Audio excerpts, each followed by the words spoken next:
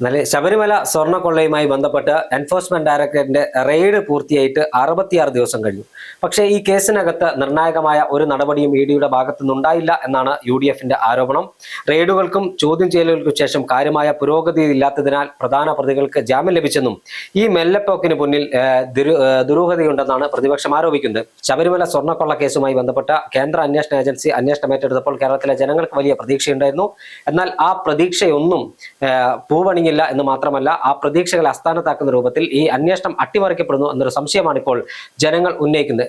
യഥാർത്ഥത്തിൽ എന്താണ് ഇഡിക്ക് പറ്റിയത്? ഇത് തെളിവ് ലഭിക്കാത്തത് കൊണ്ടാണോ ഇഡി ഇത്തരത്തിൽ ഒരു മെല്ലെപ്പോക്ക് ഇപ്പോൾ ഉണ്ടായിരിക്കുന്നത്? അല്ല, ഈ കേസ് ശബരിമല സ്വർണ്ണക്കൊള്ളയുമായി ബന്ധപ്പെട്ട വിഷയത്തിൽ സാമ്പത്തിക ഇടപാടുകൾ ഇഡി ചോദ്യം അല്ലെങ്കിൽ ഇഡി കൈകാര്യം ചെയ്യും എന്ന് പറഞ്ഞപ്പോൾ ഞാൻ ചേട്ടനോട് പറഞ്ഞു, ഈ രണ്ട് രീതിയിലാണ് ഈ കേസ് പോകുന്നത്. ഒന്നെങ്കിൽ ഇഡി ശരിയായ രീതിയിൽ കേസ് അന്വേഷിക്കുകയും അത് ശരിയായ രീതിയിൽ ആരാണോ യഥാർത്ഥ കുറ്റക്കാർ അല്ലെങ്കിൽ ആരാണോ ശബരിമല അയ്യന്റെ സ്വർണം കെട്ടവർ അവർക്കെതിരെ വലിയ രീതിയിൽ മൊഴികൾ എടുക്കുകയും അവരെ അറസ്റ്റ് ചെയ്യുകയും അല്ലെങ്കിൽ അവരെ പൂർണ്ണമായി കൊടുക്കുകയും ചെയ്യുന്ന രീതിയിൽ പോകും.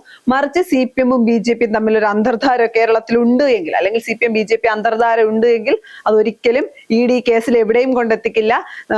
തെരഞ്ഞെടുപ്പ് കഴിയുന്നത് വരെ ഈ കേസ് ഇങ്ങനെ തന്നെ മുന്നോട്ട് പോകുന്നത് ഞാൻ ആദ്യമേ പറഞ്ഞ കാര്യമാണ്. കാര്യം നമുക്കറിയാം, പല വിഷയങ്ങളും നമ്മൾ കണ്ടിട്ടുണ്ട് ഇഡി ഇടപെടുന്നത് എങ്ങനെയാണെന്ന്. രാഷ്ട്രീയമായി പകപോക്കാൻ പോലും അല്ലെങ്കിൽ BJP സർക്കാരിന് എതിരെ നിൽക്കുന്ന ആളുകളെ രാഷ്ട്രീയമായി ഇല്ലാതാക്കാൻ പോലും പല സാഹചര്യങ്ങളിൽ ഇഡി നിന്നിട്ടുണ്ട്. അത്തരത്തിൽ CPM BJP ഒരു അന്തർധാര കേരളത്തിലുണ്ട് എങ്കിൽ CPM ആണ് ശബരിമല സ്വർണ്ണക്കൊള്ളയിൽ പൂർണ്ണമായി പ്രതിരോധത്തിലാകുന്നത്.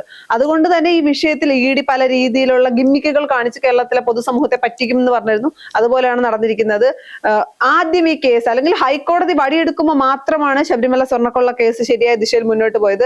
പിന്നീട് ഉദ്യോഗസ്ഥരടക്കം SIT എന്ന് പറയുന്നത് എന്തൊക്കെ പറഞ്ഞാലും സംസ്ഥാന സർക്കാരിന്റെ പോലീസാണ്. അതുകൊണ്ട് തന്നെ ആ കേസ് എത്രത്തോളം ശരിയായ ദിശയിൽ പോകും എന്നുള്ള കാര്യത്തിൽ സംശയമുണ്ട് എന്നൊക്കെ രാഷ്ട്രീയ കേരളം ഒന്നടങ്കം പറഞ്ഞതാണ്. അത് തന്നെയാണ് ഇപ്പോൾ നടന്നിരിക്കുന്നത്.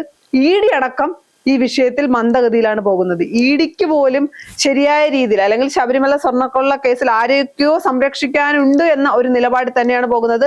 വിശ്വാസികൾക്കും കേരള പൊതുസമൂഹത്തിനും ദുഃഖകരമായിട്ടുള്ള ഒരു കാര്യമാണ്. കാര്യം 66 ദിവസമായിട്ടും ഇഡിക്ക് മതിയായ തെളിവുകൾ ലഭിച്ചില്ല എന്ന് പറയുന്നത് അത്ര വിശ്വസിക്കാൻ കഴിയുന്ന കാര്യമല്ല.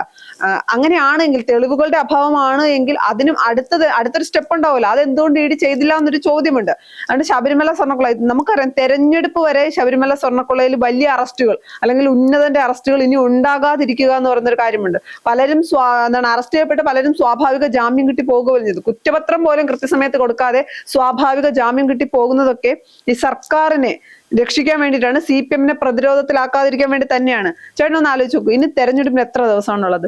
ഒരു തെരഞ്ഞെടുപ്പിന് തൊട്ട് മുന്നേ ഒരു അറസ്റ്റോ അല്ലെങ്കിൽ ഒരു ഉന്നതന്റെ അറസ്റ്റോ, യഥാർത്ഥ ശബരിമല സ്വർണ്ണക്കൊള്ള കേസിലെ നമ്മൾ ഈ പറയുന്ന ഈ അറസ്റ്റ് ചെയ്തവർ മാത്രമല്ലല്ലോ, ഇതിന്റെ പിന്നിൽ ഇനി ആളുകളുണ്ടല്ലോ. അവരെ അറസ്റ്റ് ചെയ്താൽ CPM പ്രതിരോധത്തിലാകില്ലേ? വലിയ രീതിയിലുള്ള പരാജയം CPM ഉണ്ടാകില്ലേ? അതൊക്കെ മുന്നിൽ കണ്ടായിരിക്കില്ലേ ഇങ്ങനെ പോകുന്നത് ഈ കേസ്? തീർച്ചയായും 2026 ജനുവരി 20 കേരളം, തമിഴ്നാട്, കർണാടക എന്നീ സംസ്ഥാനങ്ങളിലെ 21 കേന്ദ്രങ്ങളിലാണ് ഇഡി പരിശോധന നടത്തിയത്. അത് കഴിഞ്ഞ് 66 ദിവസങ്ങൾ പിന്നിട്ടു. എന്നിട്ടും കേസിൽ കാര്യമായ പുരോഗതി ഉണ്ടായിട്ടില്ല എന്നാണ് പ്രതിപക്ഷം പറയുന്നത്. ഫെബ്രുവരി 17 നടൻ ജയറാമിനെ ഇഡി ചോദ്യം ചെയ്തും വലിയ വാർത്തയായിരുന്നു. എന്നാൽ ഇത് കഴിഞ്ഞ് 40 ദിവസം പിന്നിട്ടു. ജയറാമിനെ ചോദ്യം ചെയ്തിട്ട് 40 ദിവസം പിന്നിട്ടിട്ടും അന്വേഷണത്തിൽ കാര്യമായ മുന്നേറ്റം ഉണ്ടായിട്ടില്ലെന്നാണ് UDFന്റെ കുറ്റപ്പെടുത്തൽ. കേസിലെ പ്രധാന പ്രതികളായ ഉണ്ണികൃഷ്ണൻ പോറ്റി, തന്ത്രി കണ്ഠരര് രാജീവര്, മുൻ തിരുവിതാംകൂർ ദേവസ്വം ബോർഡ് പ്രസിഡന്റ് അൻബാസു, മുൻ ഭരണ എക്സിക്യൂട്ടീവ് ഉദ്യോഗസ്ഥന്മാരായ മുരാരി ബാബു എന്നിവർക്ക് ജാമ്യം ലഭിച്ചു. കേസ് അന്വേഷിക്കുന്ന പ്രത്യേക അന്വേഷണ സംഘം SIT കുറ്റപത്രം സമയബന്ധിതമായി 90 ദിവസത്തിനുള്ളിൽ കുറ്റപത്രം സമർപ്പിക്കാത്തതിനെ തുടർന്നാണ് ഇവർക്ക് ജാമ്യം ലഭിച്ചത് എന്നാണ് UDFന്റെ ആരോപണം. ഇതോടൊപ്പമാണ് ഇഡിയുടെ അന്വേഷണവും മന്ദഗതിയിലായിരിക്കുന്നത്. ഇത് കേസിന്റെ വിശ്വാസ്യതയെ തന്നെ ചോദ്യം ചെയ്യുന്നതാണെന്നാണ് UDF പറയുന്നത്. ശബരിമല സ്വർണ്ണക്കൊള്ള കേസുമായി ബന്ധപ്പെട്ട് ഈ പ്രത്യേക അന്വേഷണ സംഘത്തിന്റെ അന്വേഷണത്തിൽ പല പ്രമുഖരെയും അറസ്റ്റ് ചെയ്തപ്പോൾ കേരളത്തിലെ ജനങ്ങൾക്ക് വലിയ പ്രതീക്ഷയുണ്ടായിരുന്നു.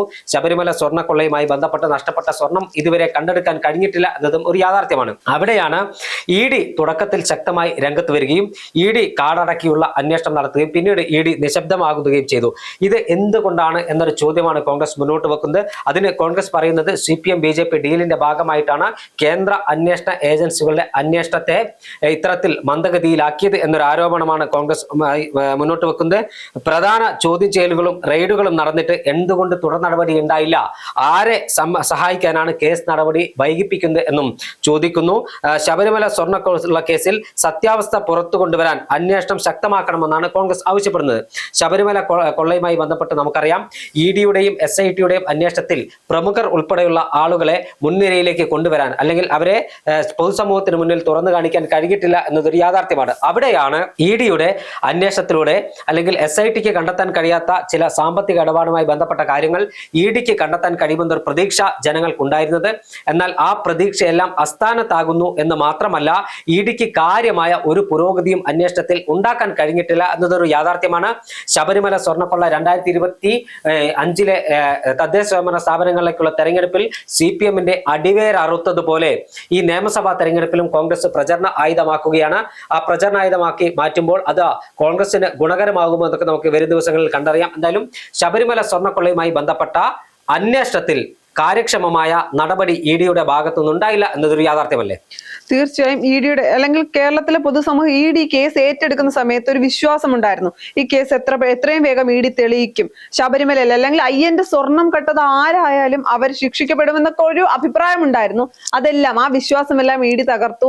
66 ദിവസമായി ED എന്തുകൊണ്ടാണ് ഇങ്ങനെ കേസുമായി മുന്നോട്ട് പോകുന്നത്? നമുക്കറിയാം, പല സമയത്തും SIT വളരെ മന്ദഗതിയിൽ പോവുകയും ഹൈക്കോടതി വിമർശിക്കുകയും അതിന്റെ പേരിൽ വീണ്ടും കേസ് വളരെ സ്പീഡിൽ പോവുകയാണ്.